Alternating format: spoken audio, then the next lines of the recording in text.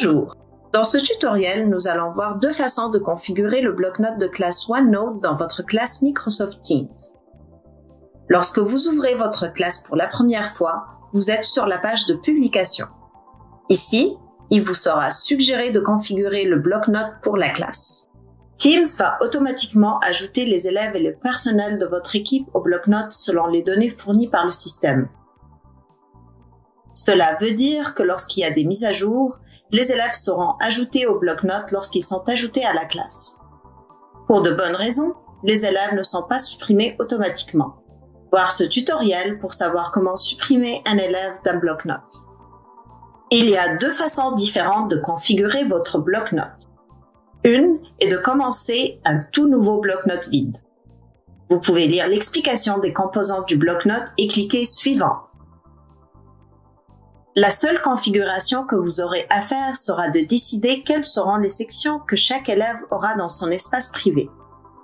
L'espace privé est modifiable seulement par l'élève et par les propriétaires de la classe. Tous les élèves auront ces mêmes sections. Modifiez les sections qui sont là et en ajouter d'autres besoins. Lorsque vous aurez terminé les sections, cliquez Créer. L'autre façon de configurer le bloc-notes serait à partir du contenu d'un bloc-notes existant.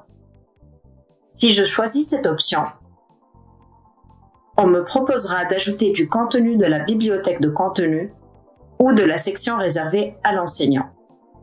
Quand je clique sur Ajouter du contenu, je peux choisir un autre bloc-notes que j'ai déjà. Si par exemple j'enseigne le même cours ou le même niveau que l'an dernier, je peux réutiliser certaines parties de mon bloc-notes avec mon groupe de cette année. Je peux choisir des éléments de la bibliothèque de contenu, qui est habituellement à l'endroit où l'on met des leçons, des explications et des notes de cours, vu que les élèves ne peuvent pas modifier les documents dans cette section. J'ai aussi la section réservée à l'enseignant.